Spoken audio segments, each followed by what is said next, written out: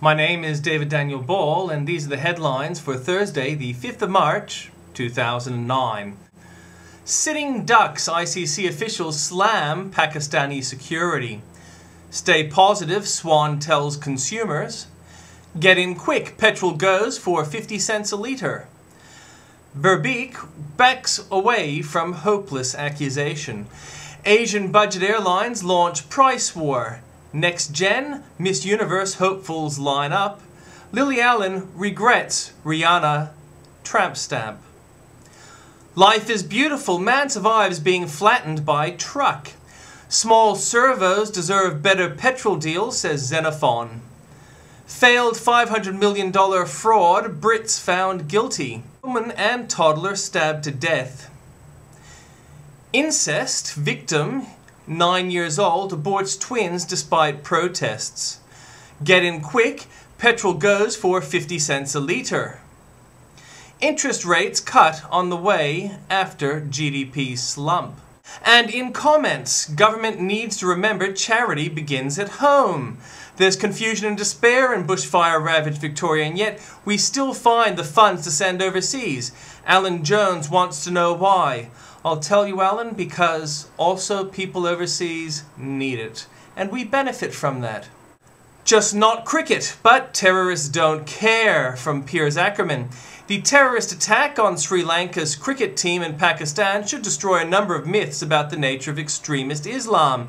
But it won't, because a significant section of Western society is unable to admit it has ever been seriously wrong about the goals and motives of the murderers behind these and similar atrocities. From Tim Blair. Ich bin ein Berner. What do you suppose all these little indicators clustered around Berlin represent? Story cut. Yesterday, Sydney Morning Herald presented 3 separate stories involving decapitation and linked to a 4th. Yet one particular decapitation story apparently hasn't been mentioned at all. The Herald's busy decap desk must have missed it somehow. I've loaded links there for you to follow. Gunmen still out there. Journalist Gavin Scovell describes the madness in Lahore. Tilakaratne Dilshan, one of the Sri Lanka players, told me that he had seen one of the gunmen point a rocket launcher directly at the team bus and fire, but the rocket missed. He said when the rocket went off, they all took cover, diving down on the floor of the vehicle and starting to pray. The only one who didn't get down was Taranga Paravatna, and he got hit in the chest. After seeing that bus, it's a miracle, an absolute miracle, that no one was killed aboard it. I saw Chris Broad in a t-shirt covered in blood. The ICC match referee, who had been traveling in a separate minibus, was also hit by the gunman. He told me that the driver had been shot dead in front of him, and the gunmen are still out there running around. Hoax Museum has been hoaxed. The Museum of Hoaxes fell for the George W. Bush plastic turkey fakery, current closing in on 2,000 glorious days of gobbling. Funny how the mind can make us ignore some details and focus on others, writes curator Alex Boise. Must have been my liberal anti-Bush bias clouding my judgment. All fixed now. In other Bush news, it's good to see that he's still in power. Facts of death. Suspected Islam radicals yesterday murdered several police in Pakistan and attempted to kill an entire cricket team. This is Newsweek's current edition, now on sale. Living with radical Islam could be a whole lot easier if it didn't involve so much killing. And an update, the UN is considering a binding resolution that would make it a crime to criticize Islam. Regret returns. Remember the sorriest of 2004? They're back. And from Andrew Bolt, we have A Sorry Isn't Enough. Paul Toohey describes a bloody tragedy.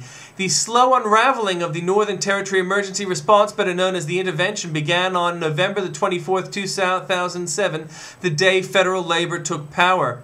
Kevin Rudd, as opposition leader, stood in Parliament in June that year and meekly stated that he would wholeheartedly support the shock measures. While the official line is that the intervention is alive and well, the will to drive it has diminished. Labour has reverted to type, preferring consensus before action. It refuses to take hard decisions. As useless as Rudd's gassy plan, Terry McCrann should be pleased that at least one warming believer is halfway to understanding why Kevin Rudd's emissions trading scheme is worse than useless. Economist Alex Robson pointed out in an article in our sister paper, The Australian, that if warming believers wanted to cut Australia's emissions, they could buy Rudd's emission permits and not use them. Tepid is right. Barack Obama last week addressed Marines at Camp Lejeune. His reception was rather different to the one George Bush got from Marines in Iraq. Gee, you might get the impression that US soldiers thought that the war was worth it, or something. Imran Khan confirms his sad decline into a rabble-rouser and apologist for terrorists. The attack on the Sri Lankan cricketers is a tragedy and is a consequence of our involvement in the Bush administration's war on terror, he says. The Pakistan government must approach the Obama administration and say that unless it changes its strategy, we will sink deeper. And money is pronounced donkey. Age gossip writer Monoculture Money informed that even Otto Frank pronounced his daughter's name Anna responds. Howls of protest from the infallible Hun columnist Andrew Bolt. He says he didn't call Holocaust victim Anna Frank on radio. He was just pronouncing the name as they do in Holland. Actually, Andy, her name was Anneliese, but she has gone down in history as Anne. That's one syllable, got it? Those silly Dutch people not pronouncing their names in the correct Australian way. Next week, Monoculture Money instructs Jana Vent on the correct Australian pronunciation of her name. That's Ghana. Got it? But a vote for Labour is a vote for Labour. Labour has a how-to card scandal of its own. John Brumby's Labour Party has been caught cheating at an election. In the final days of last June's Cover-It by-election campaign, Brumby and the ALP were worried that they might lose this safe Western suburb seat to youth worker and independent candidate Les Twentyman. So they launched a smear campaign. Among other things, they distributed a pamphlet that said a vote for Les Twentyman is a vote for the Liberals. It was a lie, and Labour knew it to be so. Twentyman complained to the election umpire, the Victorian Electoral Commission, which stated the obvious. Labour's pamphlet was misleading in suggesting an affiliation or deal between Twentyman and the Liberals, and it was likely to have misled voters in the formation of their judgment about their preferred candidate. No action has yet been taken against the guilty. Paying SBS to keep rioter sweet. SBS has advised an interesting pitch for more of your taxes. Pay up or our viewers will get rough. SBS has an important role to play in preserving social harmony in difficult economic times, says the broadcaster's managing director in a new pitch for more money in the May budget. Peek under this rock, you share the streets with such people. A motorcycle club had a rule that its members were not allowed to wear their colours while having sex with Aboriginal women. Documents filed in the Northern Territory Supreme Court show. The club's rules were filed in the Northern Territory Supreme Court in an application by club member Paul Anthony Johnson to overturn an order of the Northern Territory Commissioner of Consumer Affairs that dissolved the club and seized its clubhouse and land. Strangely enough, Johnson has found that tabling his rules wasn't quite the knockout argument he'd apparently hoped. A party of sharks. Finally, the New South Wales government has a policy that works, as you can tell by the number of people being attacked. Strict fishing regulations may have contributed to Sydney's record of shark attacks, with predators lured into shallow water by an abundant supply of kingfish, salmon and other fish. New South Wales has the highest number of recorded shark attacks and the nation's tightest restrictions on fishing for sharks. Victoria, by contrast, has recorded only a fraction of the shark attacks and no annual quota on the number of sharks that can be caught. Fascists wanted, only Jews need apply. A question is put and well answered in The Guardian. When the media reports a fascist party in Israel, yet call Hamas pragmatic, we must ask what the double standards are in operation. Man's talking again about what bores him. Australia's most influential public intellectual, Robert Mann, in 1982 feels incompetent to discuss economics, and look, I'll leave that all at the link.